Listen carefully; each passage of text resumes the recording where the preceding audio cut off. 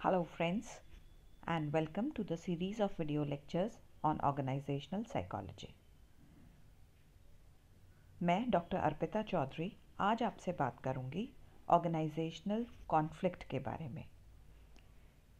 मेरी जो प्रेजेंटली जो वीडियो सीरीज़ चल रही है उसमें we been talking about conflict and the different levels of conflict.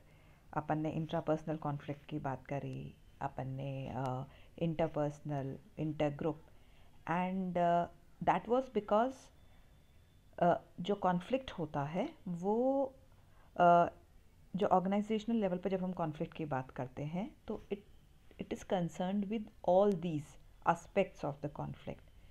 And now we are going to primarily talk about different types of conflict जो कि organizations में हो सकते हैं। ठीक है, so let's begin. जो types of conflict, organizational conflict की जब हम बात करते हैं तो there are basically 4 types of conflict in an organization. सबसे पहले हम बात करेंगे हायरार्किकल कॉन्फ्लिक्ट, बिकॉज जनरली जो ऑर्गेनाइजेशंस होते हैं वहाँ पे हम we see a kind of hierarchy in forms of different levels. So जो जो डिफरेंट लेवल्स के बीच के अंदर, चाहे वो बोर्ड ऑफ डायरेक्टर या टॉप मैनेजमेंट के बीच में कॉन्फ्लिक्ट हो या मिडिल मैनेजमेंट और सुपरवाइजरी लेवल के बीच में कॉन्फ्लिक्ट हो या even conflict between management and workers which is a very common type of conflict. तो ये सारे जो डिफरेंट लेवल्स, विभिन्न स्तरों पे जो होते हैं वो हायरार्किकल कॉन्फ्लिक्ट की श्रेणी में आते हैं। एंड ये कई बार इतने ज़्यादा हो जाते हैं, स्पेशली जैसे मैंने आपसे कहा कि मैनेजमेंट और वर्कर्स के बीच में कॉन्फ्लिक्ट होता है many a times. So it often leads to lockdown and shutdown of the organizations many a times। या जो फैक्ट्रीज होती हैं या जो ऑर्गेनाइजेशंस होते हैं, कई बार एक बहुत अजीब सी स्थिति हो जाती है और जैसे मैंने आपसे कहा कि it leads to sort of strike, या जो काम बिल्कुल बंद हो जाता है या लॉकडाउन की श्रेणी भी आ जाती है। So this was hierarchical conflict. Now we talk about the second conflict. This is functional conflict. Functional conflict के बारे में देखिए, मैंने पहले भी आप इसको बहुत अच्छे से अगर समझना चाहें तो इस जो एग्जांपल बिटवीन द जो प्रोडक्शन, मार्केटिंग और जो डिफरेंट डिपार्टमेंट्स होते हैं जो अपन ने पहले भी बात करी थी, this is a classic example of functional conflict. क्योंकि देखिए, चाहे जो मॉडर्न ऑर्गेनाइजेशंस हैं, कितने ही जो different departments they are independent of each other, लेकिन फिर भी हम देखते हैं कहीं ना कहीं there are overlapping functions. And चूंकि ओवरलैपिंग फंक्शंस होते हैं तो वहाँ पे कॉन्फ्लिक्ट की संभावना बढ़ जाती है। और स्पेशली जो मैंने जैसे एग्जांपल बताया आपको, मार्केटिंग या प्रोडक्शन मैनेजर और सेल्स मैनेजर के बीच के अंदर, या जो सेल्स और मार्केटिंग डिपार्टमेंट के बीच में जो कॉन्फ्लिक्ट हो सकता है। So this is a very common example of functional conflict. Moving further, another very important type of conflict is line and staff conflict. जब आपको अगर याद हो मेरे जो videos when we were talking about the हम जब ऑर्गेनाइजेशन के स्ट्रक्चर की बात कर रहे थे तो वहाँ पे अपन ने बात करी थी कि किस तरह से एक लाइन एंड स्टाफ तरह का स्ट्रक्चर होता है। और पहले आप उसको समझें कि लाइन और स्टाफ ऑर्गेनाइजेशंस कैसे होते हैं। और मैं बस बिल्कुल शॉर्ट में आपको बता दूं थोड़ा सा कि लाइन एंड स्टाफ बेसिकली अगर आप इसको समझें तो जैसे आर्मी होती है, army is a very common example of line and staff. और बहुत सी जगह जहाँ पर देखिए लाइन इज़ द दैट जो जिनके पास में रिस्पॉन्सिबिलिटी होती है, जिनके पास अथॉरिटी होती है, ठीक है। और स्टाफ वो होते हैं जो कि नीचे जो उनको असिस्ट करते हैं लाइन मैनेजर्स को। और जनरली देखिए कॉन्फ्लिक्ट यहाँ आता है कि लाइन जो मैनेजर्स होते हैं वो ये मानते हैं कि जो staff managers they do not have accountability, उनके वो अकाउंटेबल नहीं होते हैं अपने फंक्शंस में, and because they are not accountable तो कहीं ना कहीं they are not very sincere और सीरियस टूवर्ड्स ऑर्गेनाइजेशनल गोल्स, और यही जो परसेप्शन है is a cause of conflict, क्योंकि जो लाइन और स्टाफ जो मैनेजर्स में ये परेशानी रहती है, और this results into a conflict.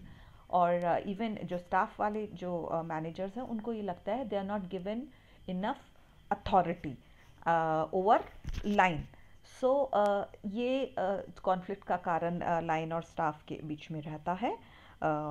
So I hope it is clear now कि किस तरह से लाइन और स्टाफ को कॉन्फ्लिक्ट को समझने के लिए आपको लाइन एंड स्टाफ के स्ट्रक्चर को समझना होगा। सो आई होप अगर आपको नहीं समझ में आया है तो you can refer to my earlier video of the organisational structure that we were talking about. Another type of conflict is formal and informal conflict. देखिए, हम जब ऑर्गेनाइजेशंस, अगर आप देखें कहीं भी किसी भी तरह के ऑर्गेनाइजेशंस देखें तो वहाँ पे दो तरह की चीज़ें आती हैं। एक तो फॉर्मल होता ही है ऑर्गेनाइजेशन, लेकिन हर ऑर्गेनाइजेशन में कुछ छोटे इनफॉर्मल ग्रुप्स बन जाते हैं। अब प्रॉब्लम तब आती है जब जो इनफॉर्मल ऑर्गेनाइजेशन के जो नॉर्म्स हैं परफॉर्मेंस के, they may be incompatible with the formal organization norms for performance.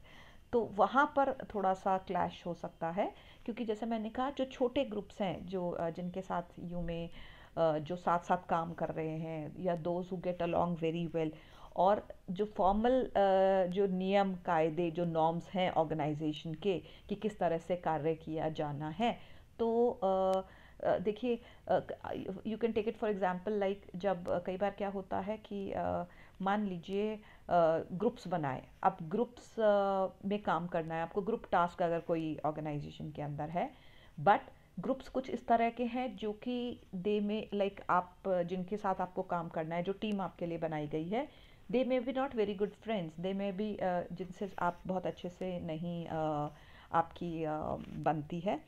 तो वहाँ पर क्या होता है, जैसे मैंने कहा कि जो फॉर्मल ग्रुप के जो नॉर्म्स हैं they are incompatible with informal group norms, और यहाँ पर थोड़ा सा क्लैश होता है और कॉन्फ्लिक्ट की संभावना उत्पन्न होती है। So these were the types of conflict in a organisation. और लेकिन इनको हम देर आर फॉर्मल जो ऑर्गेनाइजेशंस होते हैं उनमें कुछ तरीके होते हैं जिससे कि इनको कट किया जाता है। Number one is the formal authority. Organisations generally run on uniform norms, uniform एक रूल्स होता है, there are set of written rules, तो उनके हिसाब से चलता है। तो फॉर्मल जो अथॉरिटी होती है, फॉर्मल जो रूल्स होते हैं वो इनको गवर्न करते हैं और दे गाइड यू कि किस तरह से कॉन्फ्लिक्ट को कम किया जा सकता है। इसके साथ साथ classical restructuring is also use to reduce it. Restructuring किस तरह से, देखिए जैसे मैंने आपको बोला कि फंक्शनल कॉन्फ्लिक्ट होता है, या कॉन्फ्लिक्ट कई बार बिकॉज ऑफ रोल ओवरलैपिंग की वजह से हो सकता है। तो अगर इंटरडिपेंडेंस कम कर दिया जाए, ऑर्गेनाइजेशंस आर रीस्ट्रक्चर्ड इन सच अ वे कि आपस में उनका जो इंटरडिपेंडेंस है वो मिनिमम हो, तो देन ऑल्सो कॉन्फ्लिक्ट कम किया जा सकता है। And most importantly is the modern approach of the organisations. Modern approach ये मानती है कि it assumes inevitability of the conflict, कि कॉन्फ्लिक्ट तो ऑर्गेनाइजेशंस में होंगे। सो जब आप ये मान लेते हैं कि conflict is inevitable, it is bound to be there and it is not always bad, ठीक है, तो हमको सबसे पहले ये समझना है कि कॉन्फ्लिक्ट बुरा नहीं है, और we should learn to manage it. हमको उसको असरदार तरीके से इफ़ेक्टिवली मैनेज करना आना चाहिए। So this approach in itself is a very positive approach, और तो जिसके आधार पर हम अगर ये मान लें कि कॉन्फ्लिक्ट बुरा नहीं है और कॉन्फ्लिक्ट, जैसे मैंने पहले भी जब अपन ने फंक्शनल एस्पेक्ट्स ऑफ कॉन्फ्लिक्ट की बात करी थी, कि उसके बहुत सारे फ़ायदे भी हैं. So this was all about the types of organisational conflict, और किस तरह से हम इन कॉन्फ्लिक्ट्स को कम कर सकते हैं, हाउ टू मैनेज देम, और mainly about the negotiation skills के बारे में I will be talking in my next video. So thank you so much, and I hope आपको समझ में आ गया होगा what are the different types of conflict, and please continue to watch my videos on psychology and organizational behavior. Thank you so much.